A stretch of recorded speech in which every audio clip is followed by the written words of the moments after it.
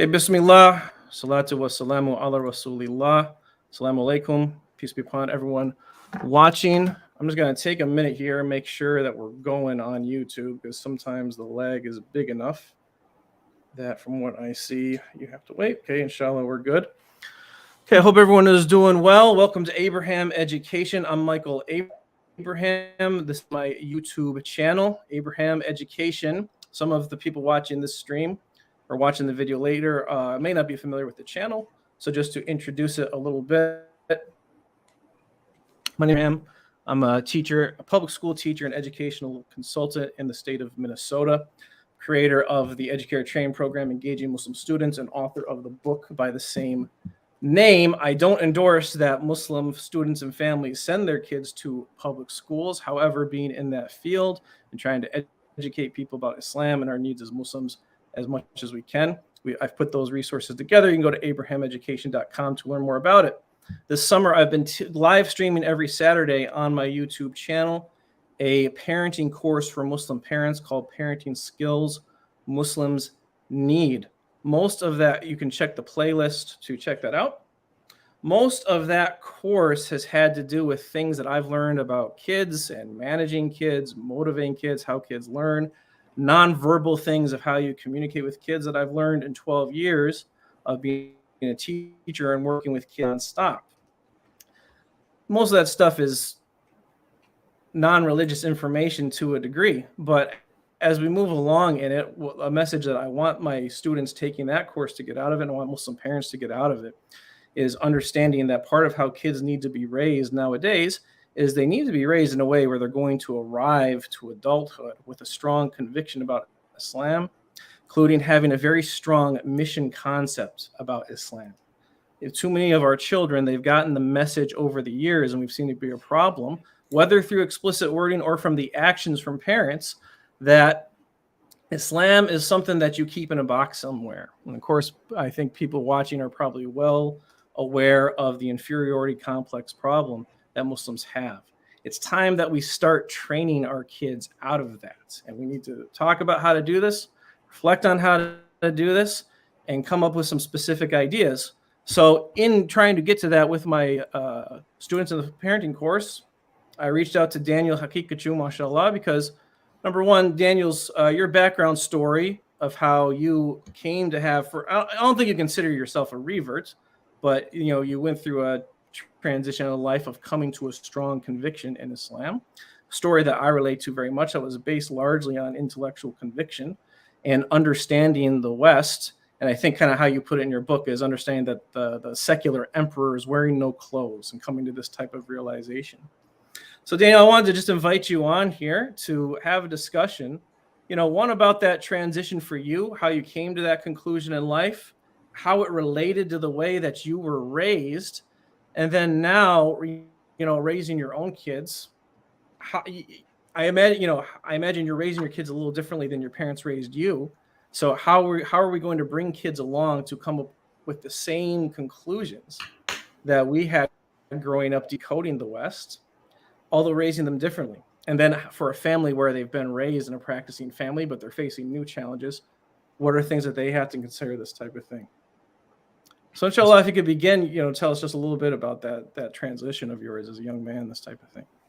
Sure. Bismillah, alhamdulillah, salatu wa salam ala rasulillah. First of all, thank you so much for having me on. I think that this is very important work that you're doing, mashallah.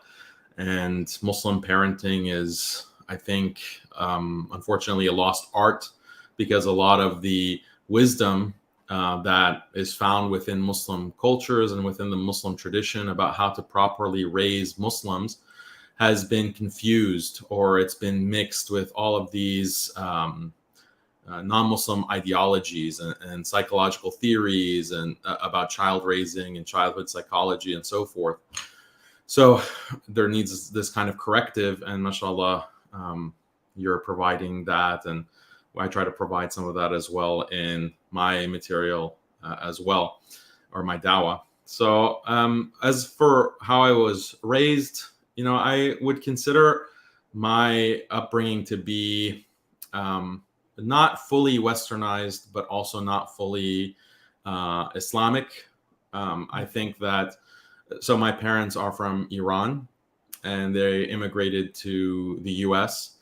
And the thing about that generation of Muslims, and they still consider themselves Muslim, is that they were just, modernized by Western influence. And there is this inferiority complex within Iran, like a certain segment of the Iranian population.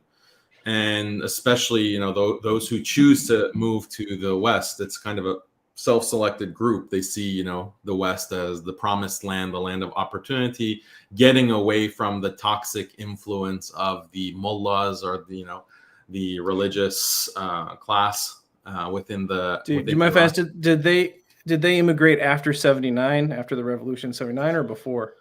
My dad did. And what was their immigration part of the fallout of that, or was it more just professional type immigration?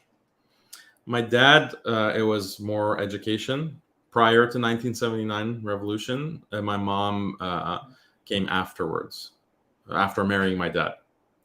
So, but I mean, their attitude towards religion, or let's say like organized religion, or like the Islamic tradition, is not positive, or wasn't. Maybe nowadays it's a little bit more positive, alhamdulillah. But this is typical of Muslim, immigrants. They aren't technically, like, they haven't left Islam, but they just have these kinds of criticisms of Islam and religion in general that is informed by a liberal modernist attitude, secularized attitude about the role of religion in your life. So it's very compartmentalized, as you put it in the intro. Like, religion fits in this box that you have on your shelf, but your life mission or your vision of how to organize your life, your family, is based on what's right or what's normal according to what's the status quo within Western society. So that's. And your parents taught you that more or less, like directly or indirectly. Like, they didn't teach you in so many words, Islam is the truth, this type of thing. No, and that wasn't like part of the conversation. Like, the Islamic content that I got was cultural, and there are, because I was raised as a Iranian, to value Iranian culture, food, different ways of acting and behaving, how to, treat your family, how to treat your guests, certain things that Americans would do, we wouldn't do, or we would see as, not correct. Like, drinking alcohol was always, seen as something really bad. Or, one thing that I remember growing up is that we were never allowed to sleep over at someone's house. And growing up, because I went to public school, all the kids are going to camp, or they're going to, Boy Scouts, or they're having sleepovers. But I never got involved with that because, I wasn't allowed to. And, that's one example, but there are many examples like that where culturally I was raised as a Muslim, but just culturally Muslim. And so I value that. Like, that helped me a lot growing up. Or like the idea of having a girlfriend, that was completely out of bounds. Like, you're not supposed to have a girlfriend. It wasn't like, oh, having a girlfriend is haram and this is something that will lead to zina and do not approach zina. It wasn't put in those terms. It was put more in terms of like, you need to focus on studying. You need to focus on getting the good grades, and don't think about girls. Don't talk to girls. So now, do you remember how you felt about that, like in high school? Like, were you mad about those types of restrictions or this type of thing? No. Did it make you feel weird compared to other kids or anything?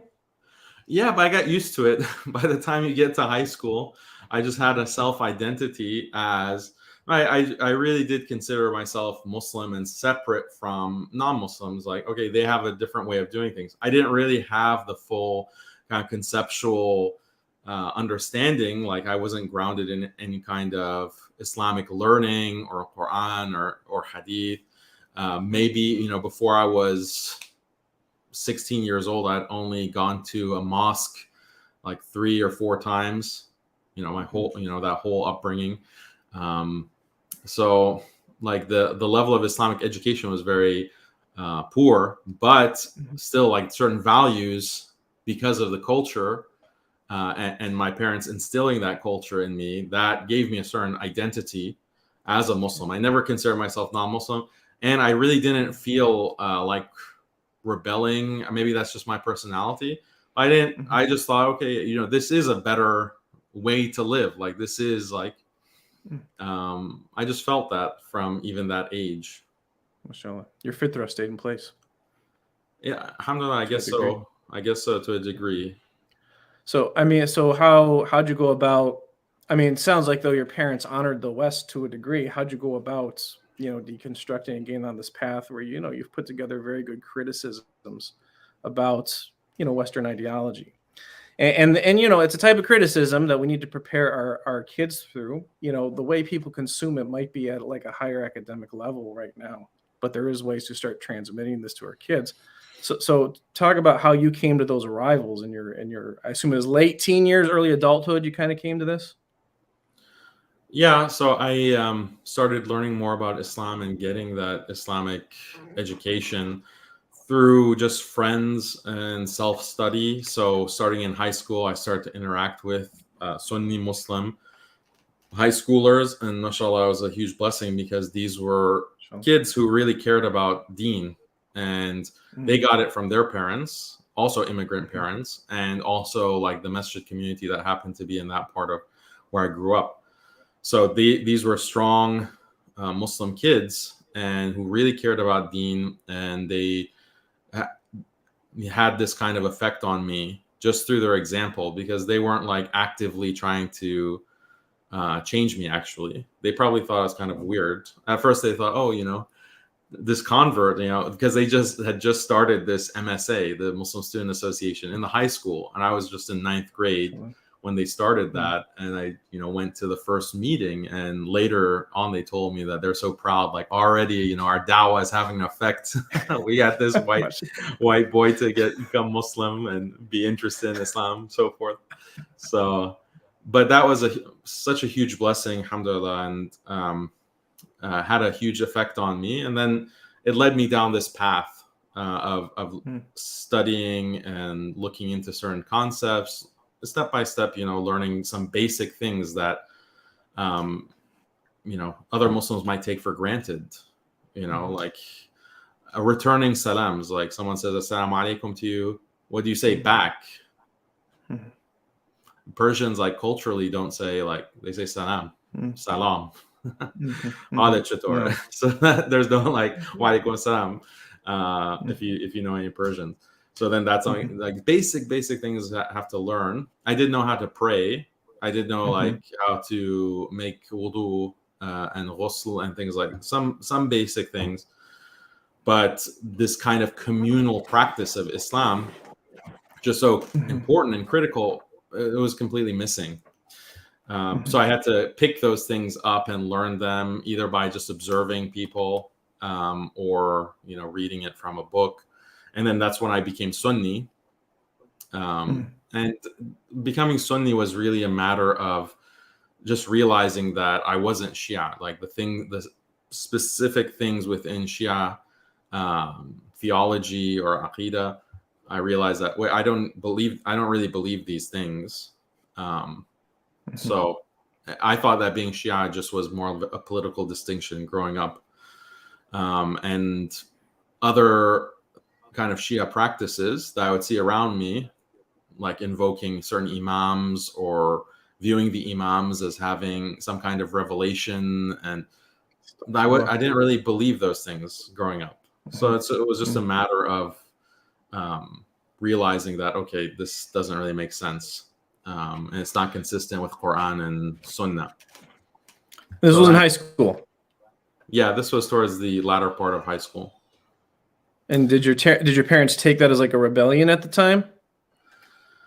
No, they viewed the rebellion as just becoming more religiously practicing. That was the biggest rebellion was just growing out facial hair and not shaving. Like that was the, because that externalizes it. Yeah, it makes it like very apparent. or like not shaking hands with the opposite sex. It was like it's externalizing certain things, and it came from a place of like, well, we want you to succeed and live a comfortable life in this society. Even though I was born here, it's not like we're fresh off the boat, but we want you to have a successful life, and that means you have to like look the part, you have to behave in the right way, you have to have the right manners. And it's kind of contradictory because it's their fault. Like they raised me with this kind of, like to value Iranian culture and to speak Farsi. I fluently speak Farsi because of them. Certain values, like, and they made it very clear, like you're not American in that sense, like Amerikai nisi, like in Farsi, you're not American. Okay, well, that's what the message that you gave me. So this is the result. This is the fruits of that. And I mean, what did they teach? My parents, my mother is a conservative Catholic. My father is from an Arab Christian family. His grandfather immigrated from the country. So I had a little more conservative upbringing in that regard than other people.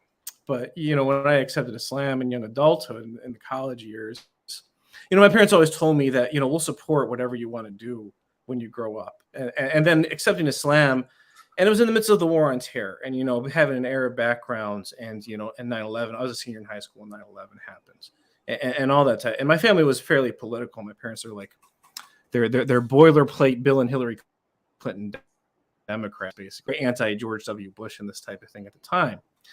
And, so my first degree is in political science. And so I specifically wanted to learn about the Muslim world to get to the bottom of what was going on with this conflict in American politics and all this type of stuff. So my parents, with their American sensibilities, they really put them in a conflict because it was like, well, we told you your whole life, we'll support you in whatever you want to do, but we didn't imagine this type of thing. Do you relate to that at all?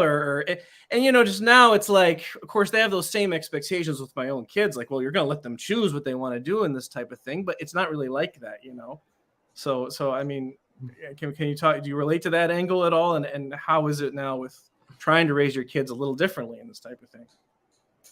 Yeah, to a certain extent, like I said, there is a contradiction there where they want to support your choices to a certain, or your autonomy to a certain extent.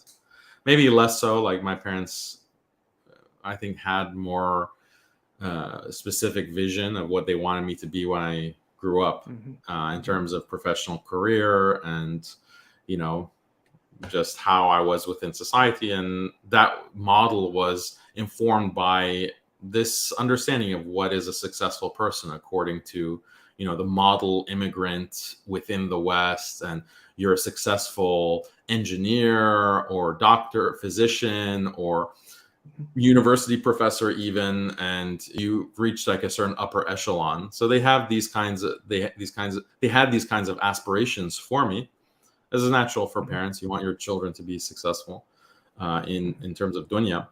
But some of the things the way that they raised me conflicted with that goal.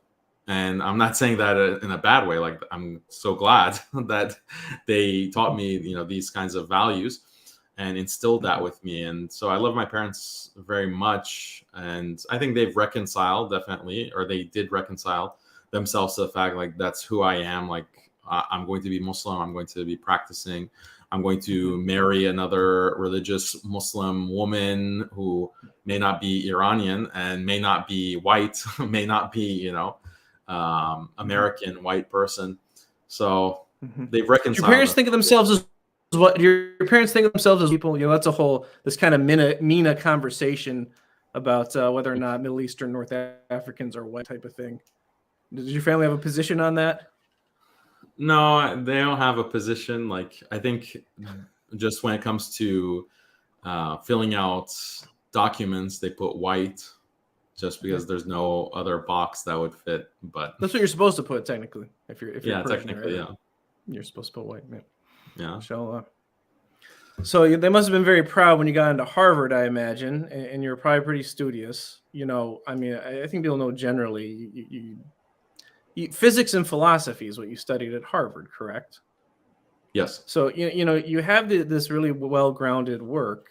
in deconstructing, liberalism, if we're going to put it into just one thing, and what I hear you talk about a lot lately, is and you say progressivism too in your book as the general, it's the general psychological or philosophical trend, if you will, of the West, which people have whether they realize it or not.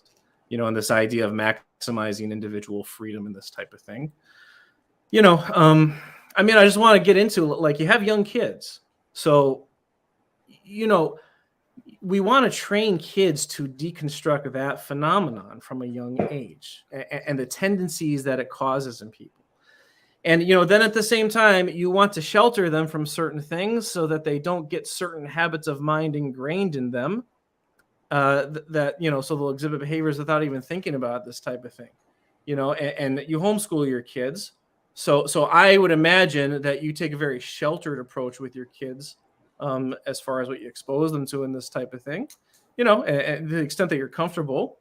I want to know, like, these high ideas that you have and that you've put together very good work in, the evidences for and everything. How are you prepping? How are you getting your kids to understand that at young ages?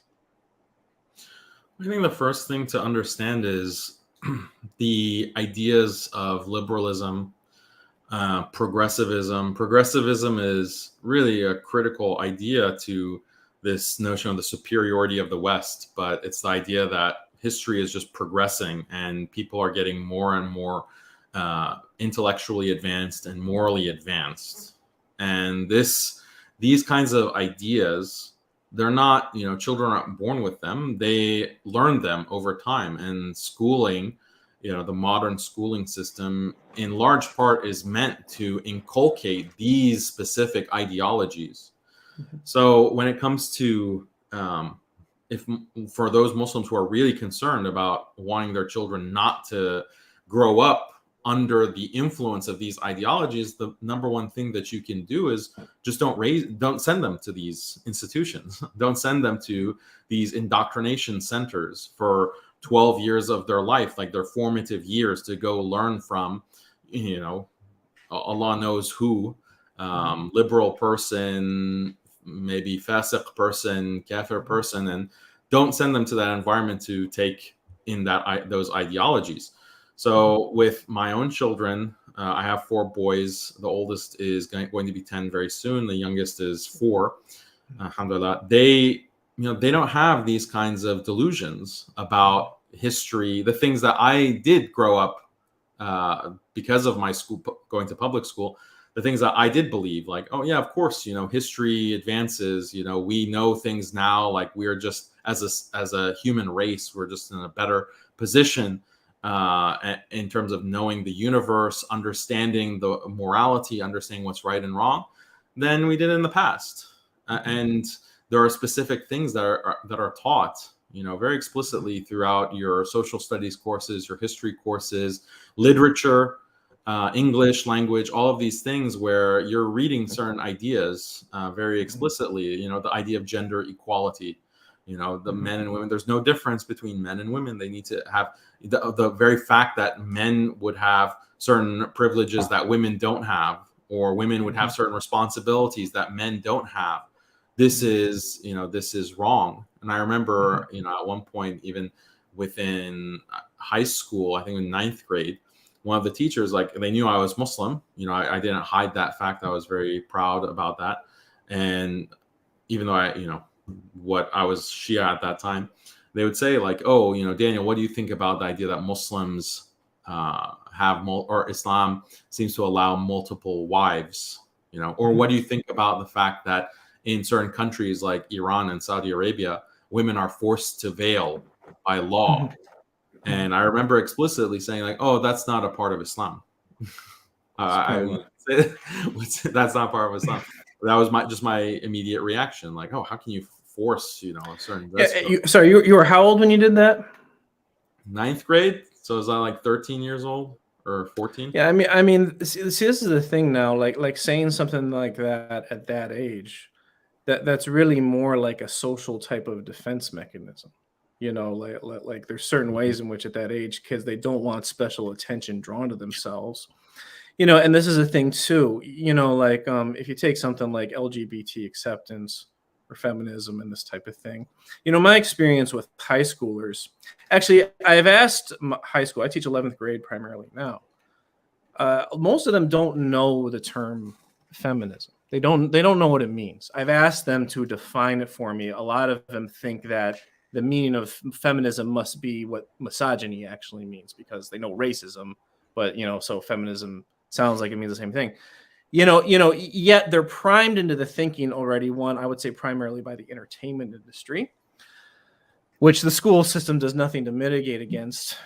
But also too, like, even when they have a sense that there is something general to Western society or American society that's conflictual with Islam, their impulsive reaction is that they want to react in a way where they're not going to have to be faced with confrontation, basically, and the average person doesn't like social friction and this type of thing.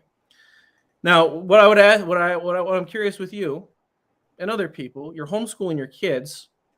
When your kids get older and they start exploring things more on their own or whatever, you said they don't have these notions now.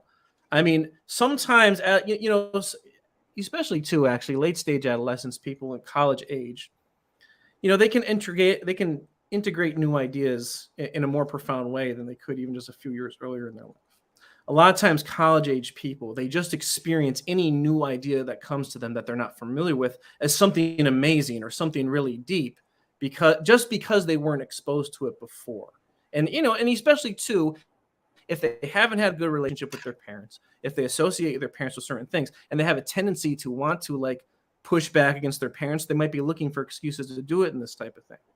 So, I mean, how do you, number one, do you think about this? Like if your kids become more exposed one day, how are they going to be psychologically prepared for that? And what would be your advice to other parents as well, as pre-prepping kids to not be fooled by that type of thing when they get older? Well, I don't agree with the idea of sheltering your children and not exposing them to certain ideas. I think that, and the way that this happens really organically for us, given, because we homeschool, and my wife Khaled, she homeschools and she writes about it on her social media channels, and we have a homeschooling curriculum that we sell actually for Al-Asna Institute, and it's we call it Quranic Homeschooling. And basically, the primary thing that we're teaching our children, starting from the age of 4 or 5, has been Quran, memorizing Quran. And so they're memorizing, starting with the short surahs, and they're memorizing it with meaning, with, okay, what is the meaning of these verses that you're memorizing? What do these words mean?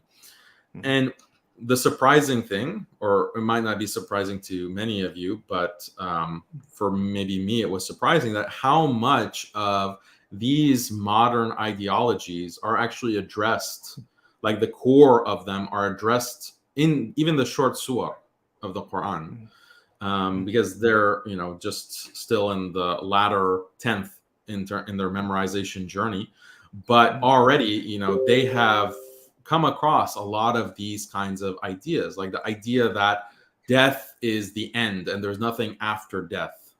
How many times in the last half or the latter 10th of the Quran in the short surahs is that explicitly addressed? Like the Quran is quoting the kuffar, Allah is quoting the kuffar as saying that we're just going to be turned into bones and dust, and of course we're not going to be resurrected.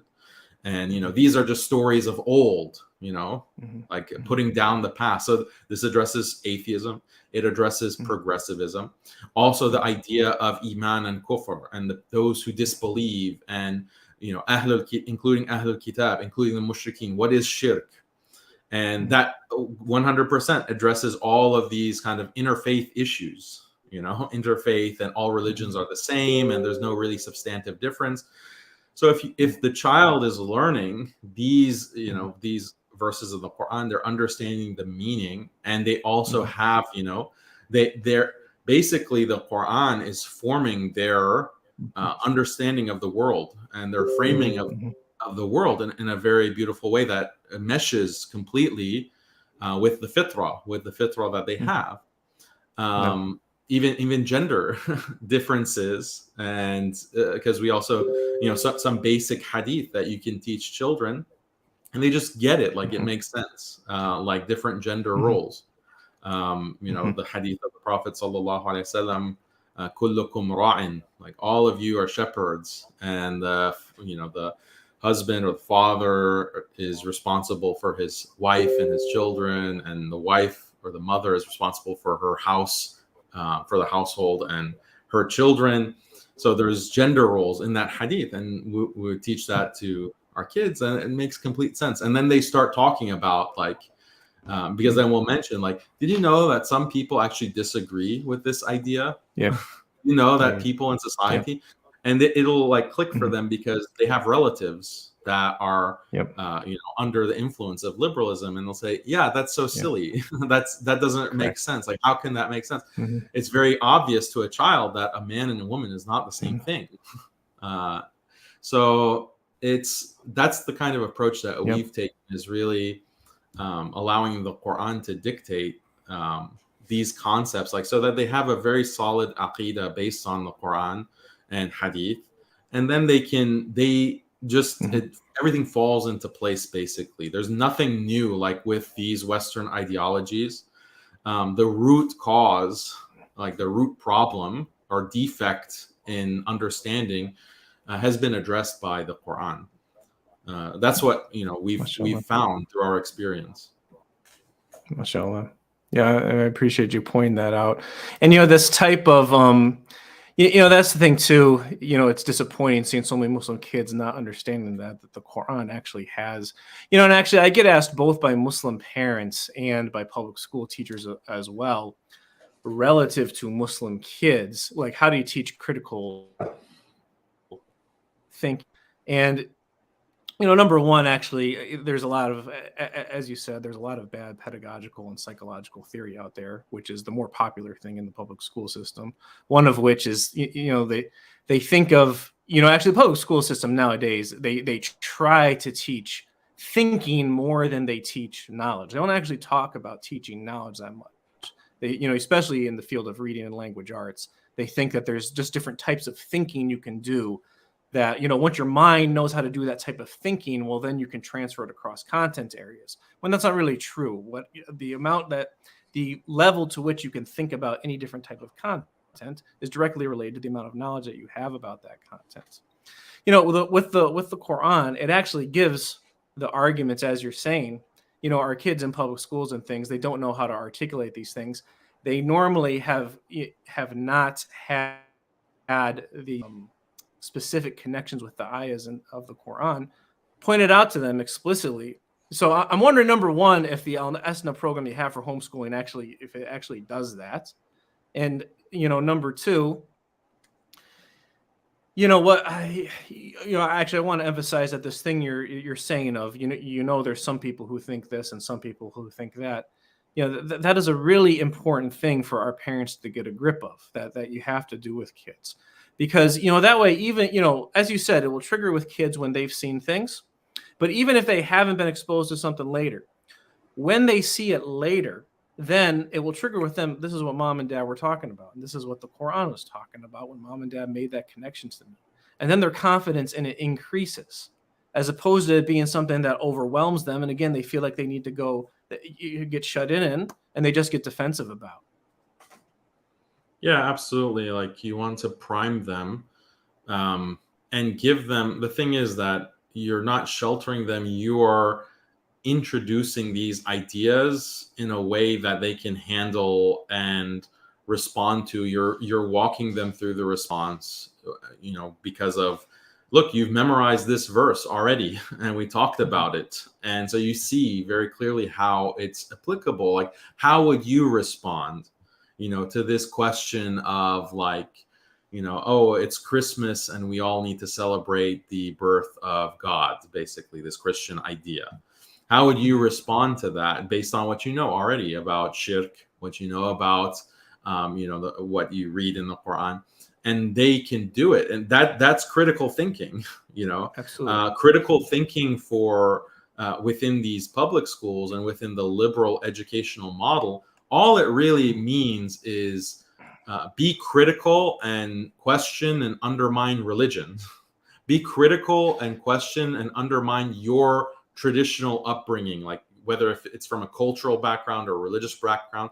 You need to break free, but it's only being critical towards that. Don't be critical towards, gender equality or LGBT. Don't be critical. Don't exercise your critical muscle against these kinds of doctrines of the liberal status quo. So that is the type of critical thinking that they're teaching in these schools. We're doing the same analogous thing in the sense we want our children to have that kind of muscle, critical muscle, against all of this kufr, against all of these ideologies. And it's very natural, again, because as you mentioned, the Quran does that. Allah is doing that in these ayat of the Quran, even in the short surahs. And one thing too, the liberal idea of individual freedom, it's really a very immature idea. And in that sense, it can play on some sensibilities that give intuitively. When they're around age 8, 9, 10, those ages, kids start to really complain about things being not fair. And they have a very they care a lot about fairness, but they will have a very simplistic idea of fairness. It's completely self-centered. And it's, simple, just like, well, they got the toy, I didn't, or they got taken out to the candy store, I didn't, this type of thing, So, when you ask a kid like that, like in 3rd grade, they learn about the American Revolution and they get taught that there were no women involved in the Constitutional Convention. Do you think that was fair? Of course, all the kids are going to say no in this type of thing, so that kind of immature psychological tendency of kids, they actually really play on that. And I've talked before, it's one of many factors about public schools that actually demature kids, and they prevent people from maturing and growing up quicker in Western society. Yeah, I think that's something that's even recognized in some parts of Western secular psychology. And it's also noticed anecdotally, you'll see non-Muslims say that as I got older, I've become more conservative.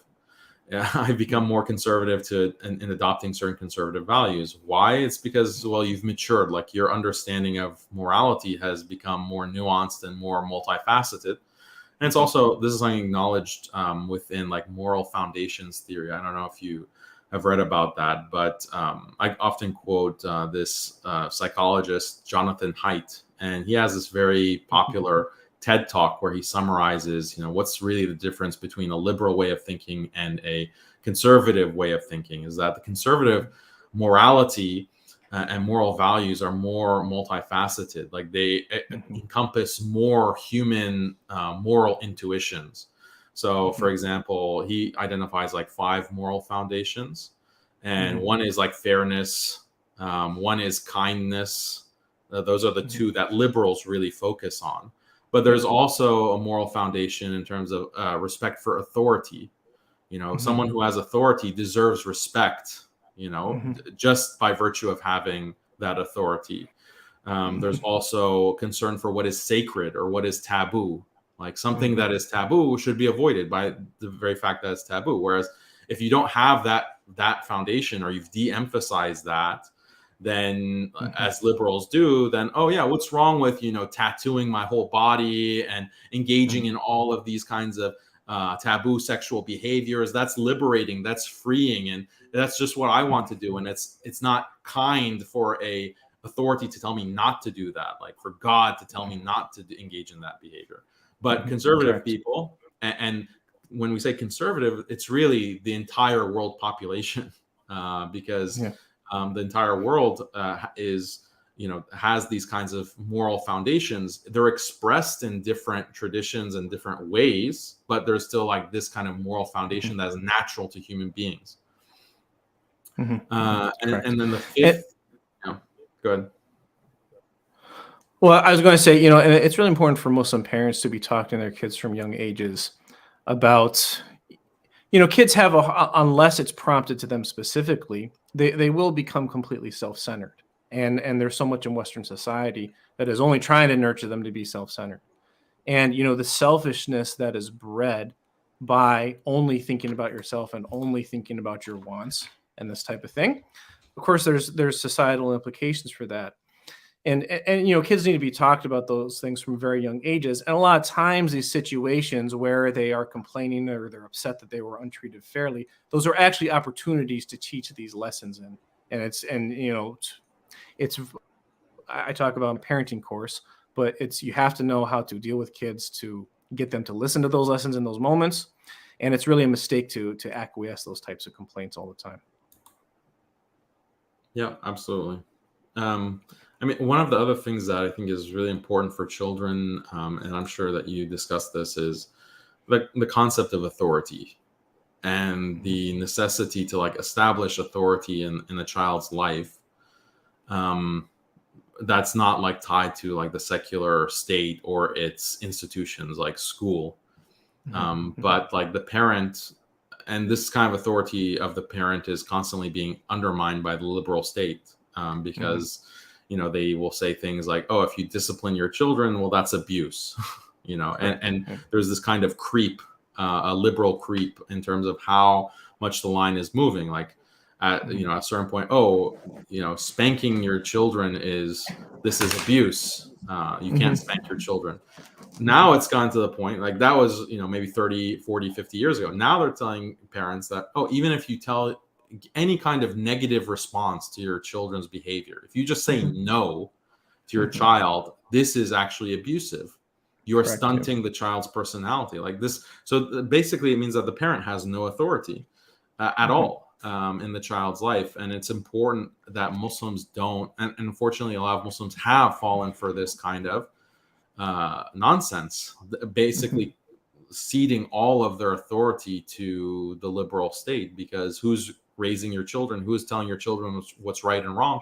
It's the school system, not you as a parent. So if your child is growing up with this idea that there is no authority except your own desires, what you want, then how are they going to accept religion at all? How are they going to accept Islam? How are they going to accept the fact that Allah is telling them, don't do this, this is haram, this is halal? They're not going to accept it. In fact, they're going to experience Islam as just nonstop oppression.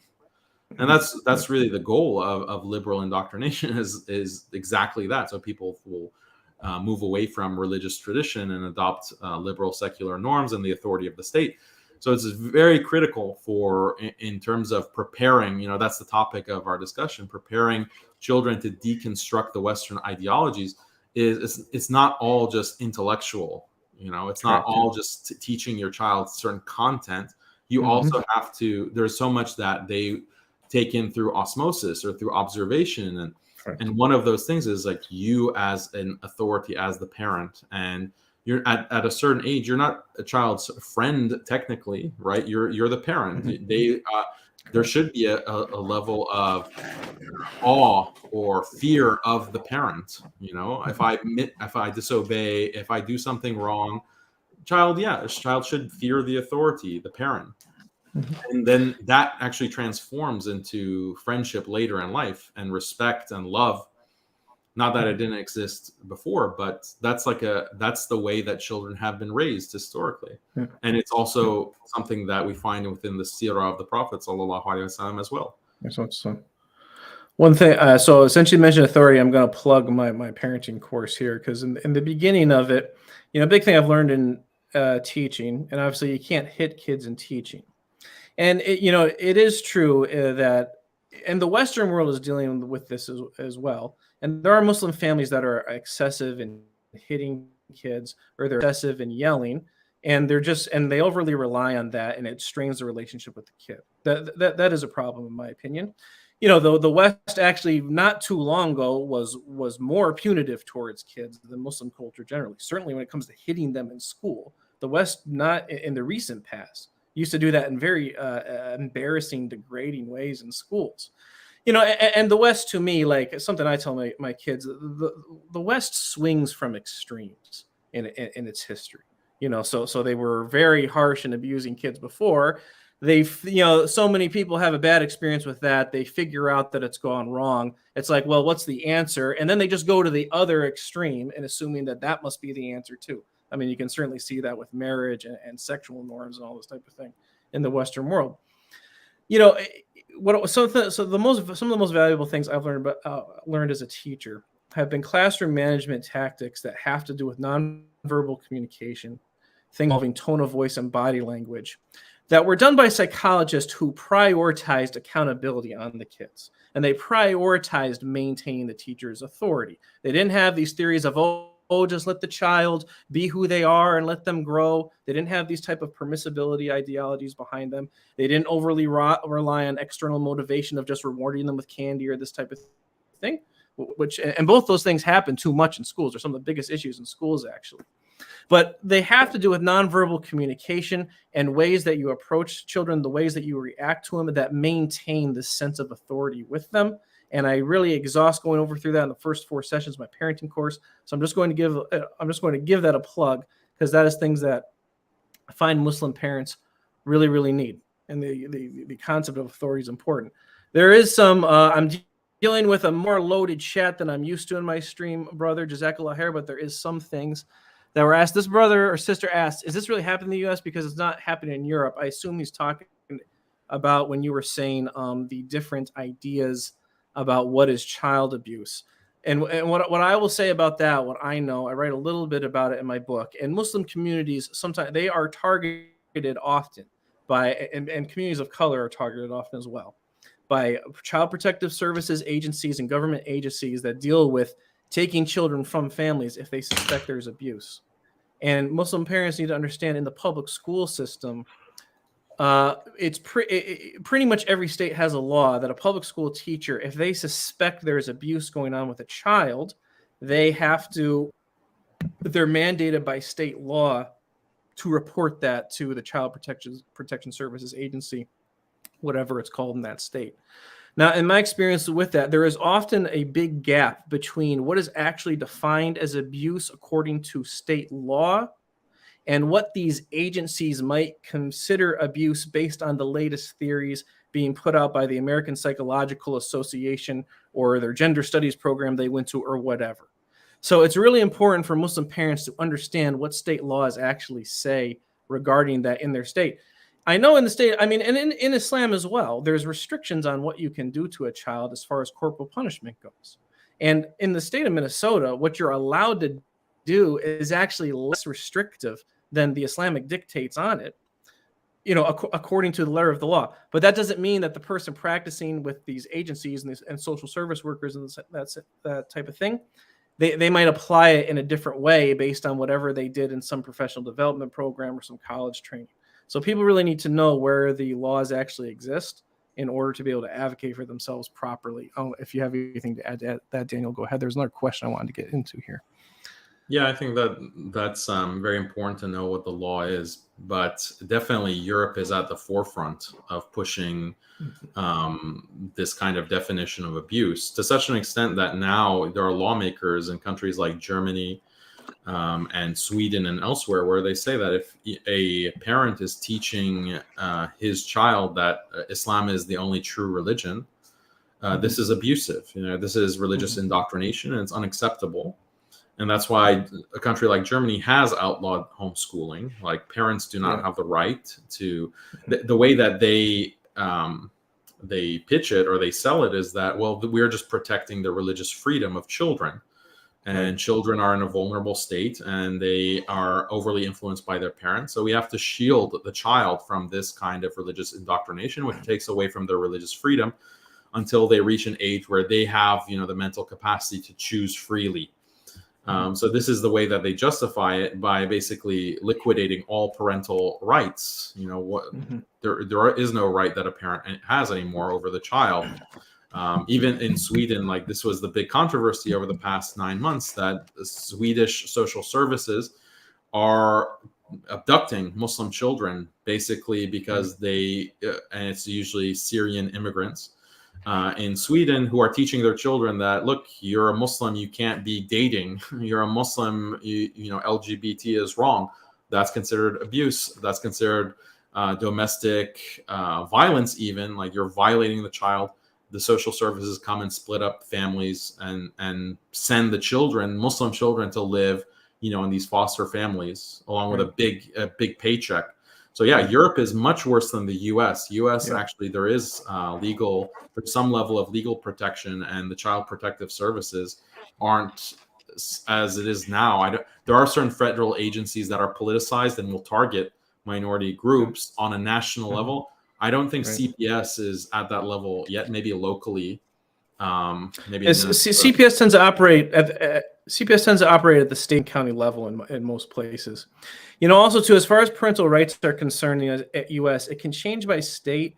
It also changes by district court region, of which I believe there's 11 in the United States, and especially in public education. Our next question is about public education. As far as the right to withhold your child from certain types of education, most states do have that, but that actually varies according to district court unit as well in the United States. The worst of them are definitely the West Coast. I forget the number, but the one that encompasses California, Oregon, and Washington, as well as the one in New England that encompasses the state of Massachusetts. The best one is that for parental rights is in the South, that encompasses Texas, Oklahoma, Mississippi, and Louisiana, I believe. However, I have some previous videos on this I did with Ismail Royer. Those district court rulings, appellate court rulings, they are subject to Supreme Court rulings. A lot of things with parents' rights and education. Inshallah, I'm hoping to get some more videos on my channel about this. There's precedents that have been set at the appellate level that have not been fully challenged in the Supreme Court yet. We are upon a time now where the Supreme Court of the United States is more favorable, is certainly more favorable to concepts of parents' rights than previous ones. So it is actually a good time in American history right now for Muslim families to try to press for those rights if you have the capacity to do it and the bravery to do it in these types of things.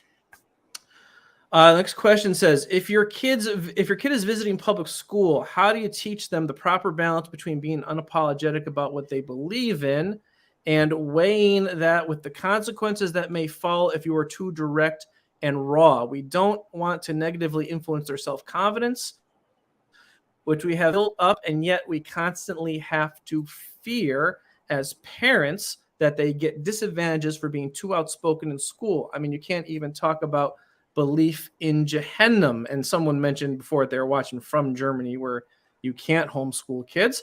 And this is why I tend to, this is what I tend to find tends to be the fear dynamic with parents. Okay, if you teach your kids, some people believe this and this and this, we don't, and you want to be, you have to be firm in it. To what extent do you teach them then to be outspoken with it? Or, and you were saying, there's some people who think kind of line that if you use with kids. Now, my wife and I, my kids do go to public school. When we talk with them about that, we will qualify it with, you still treat kids with good manners, this type of thing. Like, what's your take on that? And this question in general. Well, our children get that as well, even without public school, because they have non-Muslim family members, or they have family members that are more liberally inclined and tend to disagree strongly with certain Islamic values. So it's from a young age, we've kind of coached them, and they've kind of experienced like people's reaction. Like they have this understanding that, okay, not everyone is a Muslim. Not everyone is, even as a Muslim, not every Muslim has the same beliefs that we do with the Quran and the Sunnah. So how do you, when do you push? When do you become more outspoken? And when do you kind of just nod or just smile and not engage in that? So that's just a part of being socially mature or well-adjusted. And it's a natural process that comes through a person's own experience. And as parents, you can just give pointers and guidance based on the interactions that you see your child having.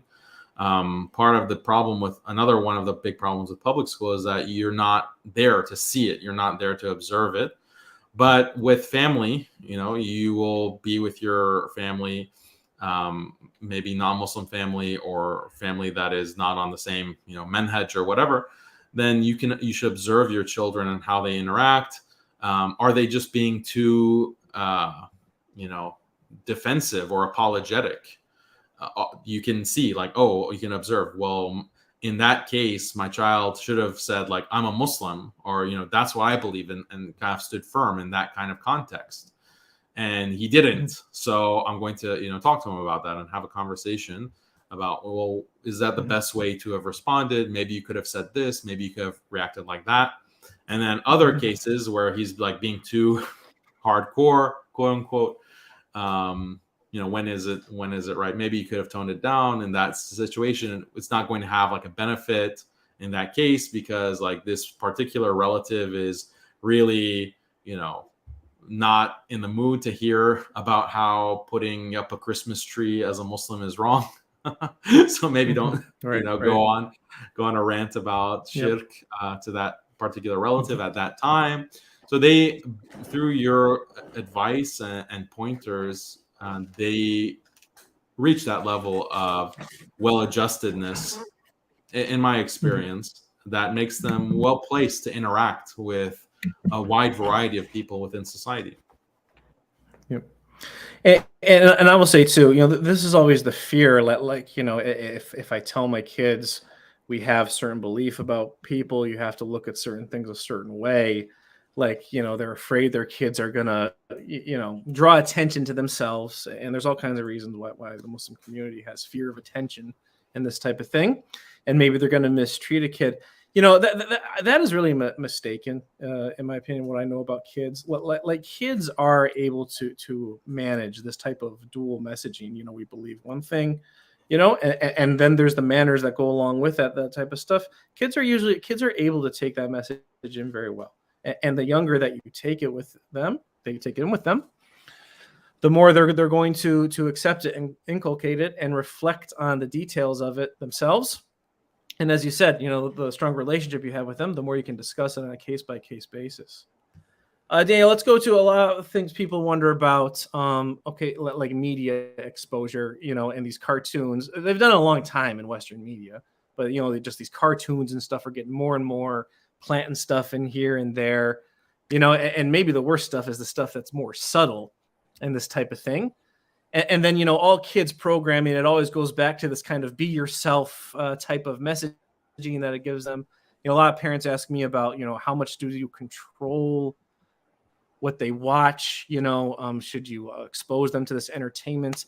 There's a lot of parents who don't know how to keep their kids occupied when they have a lot of free time, while the parents are doing chores or whatever. And the Western system for that is kind of you get the kid addicted to entertainment, and they revolve their life around the entertainment industry, So I mean, how do you handle like entertainment exposure, and how do you talk with your kids about the entertainment industry and this type of thing with your kids? Well, we heavily control it. We have had a no screen policy for ages younger than 2. Just because of the cognitive effect that screens can have on children younger than 2.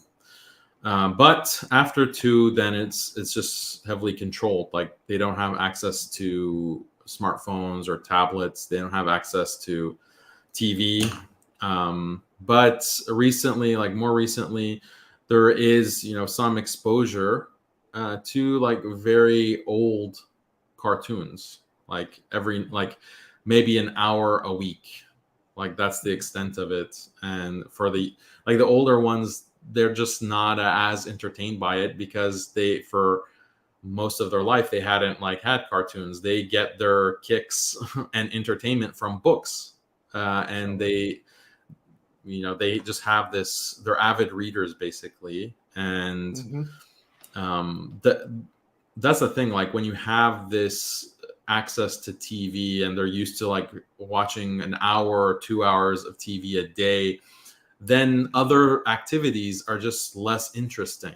Like there's less of a spark of interest, and the attention span is not there to sit and, for example, listen to a khutbah. It's hard. I have to sit there for 30 minutes. It's like the TV and they experience more frustration without that stimulation as well. Yeah, so that's that's part of, it's not just about the content like within these cartoons. I mean, it's out of the question. I'm not going to have my kids watching like some of these modern cartoons because they seem kind of really distasteful from compared to what, when I was growing up, we watched cartoons. It was like Bugs Bunny and Tom and Jerry. And I don't remember, and I still don't see like any kind of violence in those things. But yeah, just violence. But then I don't really see that as a big of a problem. The other thing is that I think really important for the whole, education aspect is sirah for the children, and especially like ghazawat and battles and war. And my experience is primarily with boys, or exclusively with boys. And those are really like critical because it just exercises the imagination for boys. It also gives them like certain very positive values of manliness and chivalry and bravery. And, the kids, non-Muslim kids are getting violence and this kind of idea of war through Marvel movies and through superheroes. And worse things than that. And yeah, that's the best that they can offer, quote unquote, best. But what about the sirah? Like, because this is the criticism that comes like, oh, you're going to teach your children about, religious wars and jihad and like, you have no problem with violence. Like you're feeding your kids violent content through video games and Marvel and so forth. But you have a problem if it's like Islamic music and violence is just, it's horrible, Oh, like what kind of, like rap music or something? Yeah, gangster rap and heavy metal. In the 90s, Metallica was one of the biggest bands. Their first album is called Kill 'Em All. And then you had a generation that grew up listening to that band was the first to breed school shooting, this type of thing. And it's just something you're not even supposed to point out, this type of thing. And I will say too to the people who have that question about cartoons, if you can't fully control the exposure or whatever they're getting somewhere else, it's okay to tell kids that there are manipulative forces behind those things. And kids can understand from a young age that those things are made in such a way to seem fun and to seem stimulating to you and this type of thing. But there's also things planted in them that are not good for you. And that American society and Western society watching these things over generations is part of what has really, really hurt them. Kids can understand that at a very young age. It tends to be age 6 when kids start to get a more advanced concept of past and present. And I personally think it's very important at about that age to really have a talk with kids about the unique place where they are in history as Muslim kids. Because it's in a time of great challenge. It's in a time where the East and West is more converged than ever before. Of course, the West has material dominance over the East. But what the Muslim world has is they have the treasure of Islam to offer to people and to make them aware of that other people of the past and many Muslims in the past wish they could have done, that your generation has the chance for that. And setting that mission concept and just talking about these kind of, overarching historical themes, I believe is very, very important. And it's important to plant those seeds at young ages. And as young as age 5, 6, they can start to get some of those things. Yeah, I mean, as a practical point as well, I think that with my children, alhamdulillah, they have the benefit of understanding Arabic and speaking Arabic. So what we've done is we've given them like the media that they consume in large part is old lectures, from people like Tariq Soidan about the Sirah, on the Sirah. And he goes into all these details about the battles and the wars and different, how the feats of strength and bravery of different Sahaba. And it's not like through this liberal, feminist veneer. Like he doesn't sugarcoat things. These are like older lectures, and that has a really positive effect. Again, like having this idea of a mission. Muslims are, a civilization. Islam is a civilization. Islam is an ummah, and we have this. Our greatest time was at the beginning with the Prophet sallallahu alaihi wasallam, and it meant, not only spiritual excellence but also worldly excellence and political excellence, and sometimes that manifests in war and fighting, good versus evil.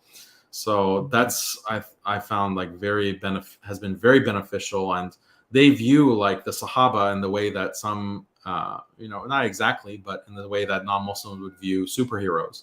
Like that's the way that they view Sahaba, and they kind of take on like, okay, I'm going to be this Sahabi, you be that one, and we're going to have, this, we're going to reenact the battle, we're going to reenact this. So that's a big part of their entertainment. It's self-entertainment. And even if we're busy, myself and my wife, with other things, they are able to entertain themselves, their imagination, and what they've gotten from the seerah. MashaAllah. Captivating the imagination, like you said, MashaAllah. Hey, Daniel, next thing I want to ask about, in my trainings and consultancy work with public school teachers, something I try to show to them is, there's an Islamic way of looking at the world, and anything that comes up in public schools, there is an Islamic critique that could go along with it. Just it's made inaccessible to our kids and this type of thing, and I have had teachers, they have a sense of that. And I've even had some of them ask, why don't the weekend schools that they send kids to, Muslim kids, why don't Muslims teach their kids how to do those types of critiques in our school and bring those points of view out in our school? And I've had other parents ask me about that, and it goes, relating back to the kids who are in public schools. I mean, what are your thoughts on that? I see that a little bit as a gap of the weekend schools, maybe focusing too much on Quran memorization, not being able to control the kids and teach them. I mean, these types of critical point of views for the kids who are in public school, is there a way that we can train that into them as a young age and to bring it out in school more comprehensively? So they're not in that spot that you described when you were in 9th grade where you just, lied about Islam for fear of how you look, this type of thing?